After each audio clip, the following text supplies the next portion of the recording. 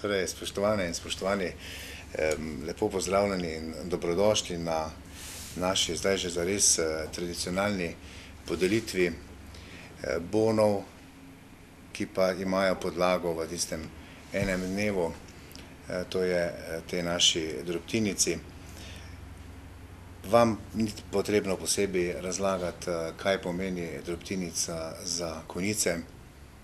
Tisti, ki ste tukaj že dlje časa, veste, da se je ta akcija s tem imenom pričela ravno tukaj na pobudo takratne sekretarke Območnega združenja Rdečega križa in z veseljem ugotavljam dvoje, da je v vseh teh letih samo rasla, postajala prepoznavna in kar je še bolj pomembno, da je dobila posnemalce tudi po različnih drugih koncih Slovenije in jaz sem izjemno vesel, da so kraji Dravinjske doline, recimo temu tako, enkrat prepoznavni po eni dobri stvari, po eni pozitivni in po stvari, ki pravzaprav umešča ta čut za solidarnost, ki je med Slovenci prisoten, pa vendar nekako včasih imamo občutke, kot da izginja, ampak ob takšnih dnevih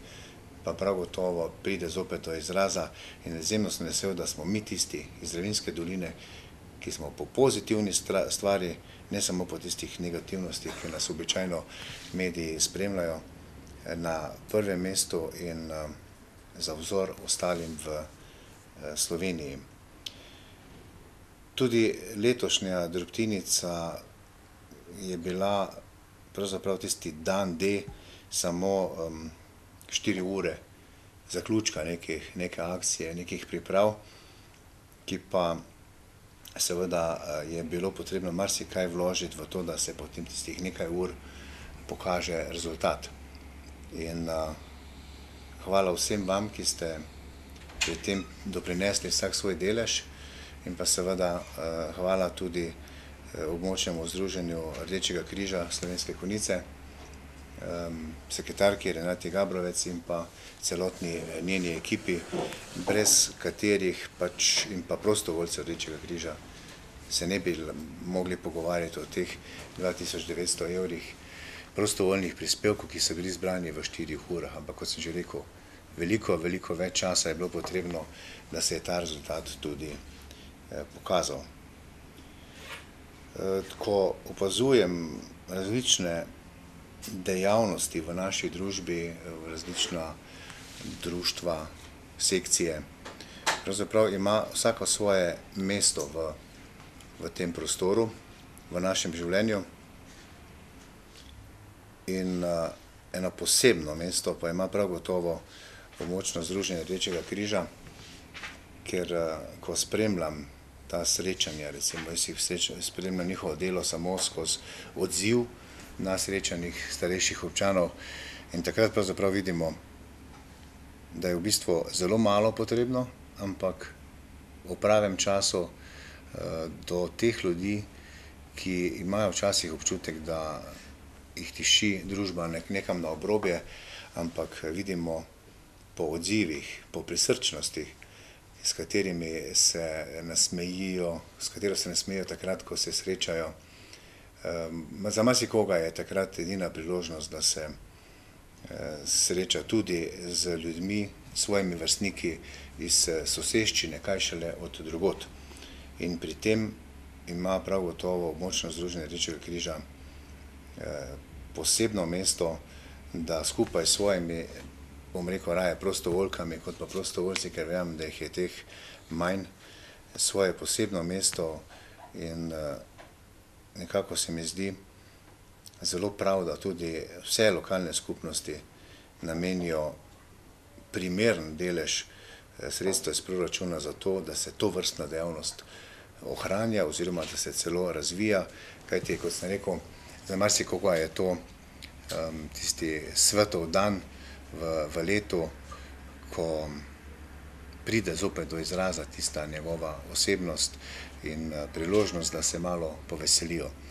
Zato čestitke in pa zahvala vsem, ki delate v okviru območnega združenja Rdečega križa, predsednici in pa sekretarki, pa še prav posebej hvala in verjamem, da bomo tudi v bodoče delali na vseh nivojih, pa kamorkoli nas bo že pot zanesla tako, da bomo tisto, kar smo se dogovorili v začetku leta, tudi speljali do konca in da bomo vsako jesen, vsak december, ko delamo inventuro za preteklo leto, tudi zadovoljstvom ugotavljali, da smo veliko naredili.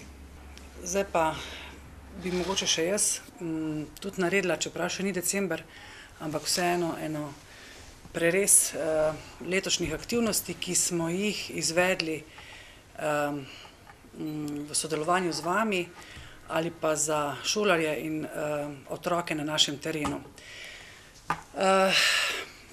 Torej, naj povzamem rezultate našega sodelovanja in izpostavim najpomembnejše naloge, ki smo si jih pač tudi letos zadali skupaj z vami, dragi sodelavci, da bi vam bili v pomoč pri premagovanju vsakdanjih ovir, takšnih ali drugačnih.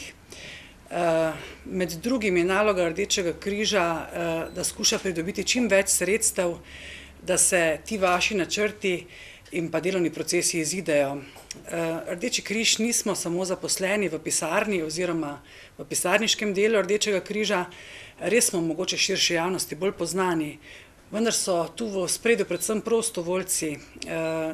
Sem sodite tudi ve, mentorice Rdečega križa, ki v bistvu delate prostovoljno delo, opravljate prostovoljno delo tako, da vključujete mlade v to humanitarno poslanstvo. Letos smo namreč skupaj s krajevnimi organizacijami Rdečega križa omogočili udeležbo otrok v šoli v naravi. V ta namen smo šolam nakazali 1518 evrov. Sodelovali smo v akciji Peljimo jih na morje in prispevali 840 evrov. Za letovanje otrok namenili 500 evrov in skupno peljali na Debeli rtič 173 otrok. Od tega 31 otrok brezplačno in 142 otrok preko rednega letovanja in pa še 2 družini. Skupna vrednost brezplačnih letovanj znaša 5700 evrov, medtem ko je skupni znesek na razpisih pridobljenih sredstev za letovanje znaša 4118 evrov. Rezultat je nedvomno vreden vsakega truda, saj znaša vrednost letovanja 46 tisoč evrov. Za šolske potrebščine smo letos razdelili 3500 evrov. Uspelo nam je pridobiti sredstva na preventivnih programih po občinah in tako zagotoviti plačilo delavnic in predavanj za vse šole, vključno z gimnazijo v Slovenskih Konjicah in pa s srednjo šolo v Zrečah v skupnem znesku 2446 evrov. Socialno pomoč v obliki prehrambenih paketov prejema 51 družin z otroci, od tega je v teh družinah 110 otrok. Mogoče samo, da še dopolnim župana, mi ne delamo samo za občino Slovenske Konjice, mi delamo tudi za občino Zreče in Vitanje in z vsemi res dobro sodelujemo. Naj še enkrat pač izkoristim priložnost, da se zahvalim vam, ki ste se odzvali našemu povabilu. S tem dokazujete, da cenite naša prizadevanja in pa naš trud, vaše spoštovanje čutimo in lepo je delati v okolju, kjer si dobro sprejet. Še enkrat hvala vsem, ki ste tudi letos prisluhnili in pristopili k naši drobtinici, prvi vrsti Pekom, ki so darovali kruh, potem vam, mentorice, vašim prostovoljcem na terenu, mladim prostovoljcem, potem prostovoljcem iz krajevnih organizacij in pa v tem primeru se bi najlepše zahvalila tudi Novicam in pa Radio Rogla, naš medijski sponzor, brez katerih drobtinica nikakor ne bi uspela v taki meri, kot nam je uspela. Kot je že povedal župan, uspelo nam je zbrati 2890 evrov, od tega 1400 na stojnicah s kruhom in pa 1490 s prostovoljnimi prispevki in prispevki zbranimi na stojnici, ki so jo letos postavili tudi gimnazijci.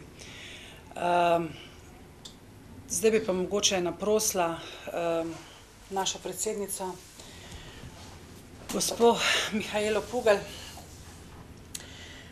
če podeli predstavnikom šol te simbolične bone Denar bo danes nakazan na vaše račune in pa če mogoče še želi ona kaj spregovoriti. Ja, lepo pozdravljeni tudi v mojem imenu.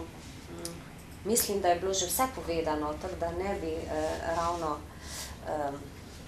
še jaz ne vem koliko govorila, ampak moram pa reči, da tale drobtinica je super, ne. Jaz sem šla v 10:30 in nisem dobila niti drobtinice kruha več. Tako da zgleda, da se to vse krasno proda in da res je interes, medijska podpora in pa seveda delo prostovoljcev, ki vse to opravijo in tudi predhodne priprave, kot sta že povedala, ne, moja dva prejšnja sogovornika. V sredo 16. novembra je bila že 11. svečana podelitev simboličnih bonov drobtinice ravnateljem osnovnih šol iz Slovenskih Konjic, Zreč, Vitanja in Loč in šolskim mentoricam Rdečega križa. Podelitev je potekala v sejni sobi občine Slovenske Konjice, saj župan Miran Gorinšek zvesto in zanesljivo stoji ob strani in za občinsko upravo daje dobrodelni akciji potrebno pomembnost in svečanost. Zahvala vsem, ki so se odzvali po vabilu in s tem dokazali, da cenijo prizadevanja in trud vseh, ki sodelujejo v drobtinici. Enako naj velja zahvala vsem, ki so tudi letos prisluhnili in pristopili k drobtinici. Pekom, mentoricam in mladim prostovoljcem, prostovoljcem v krajevnih organizacijah Rdečega križa in novicam Radio Rogli. Uspelo je zbrati 2890 evrov, od tega 1400 evrov na stojnicah s kruhom, 1490 evrov s prostovoljnimi prispevki in prispevki zbranimi na stojnici, ki so jo letos postavili gimnazijci, in tako so prejeli na osnovni šoli Zreče 1020 evrov, na osnovni šoli Loče 510 evrov, osnovna šola Vitanje je dobila 340 evrov, osnovna šola ob Dravinji 550 evrov in osnovna šola pod Goro 470 evrov. Koliko otrok je takšnih, ki bi potrebovali oziroma ki jim bo tale drobtinica prav prišla?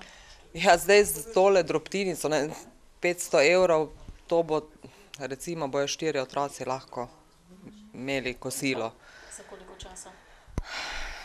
Koliko, par mesecev, 2-3 mesece. Kako pa drugače rešujete potem to stisko teh otrok?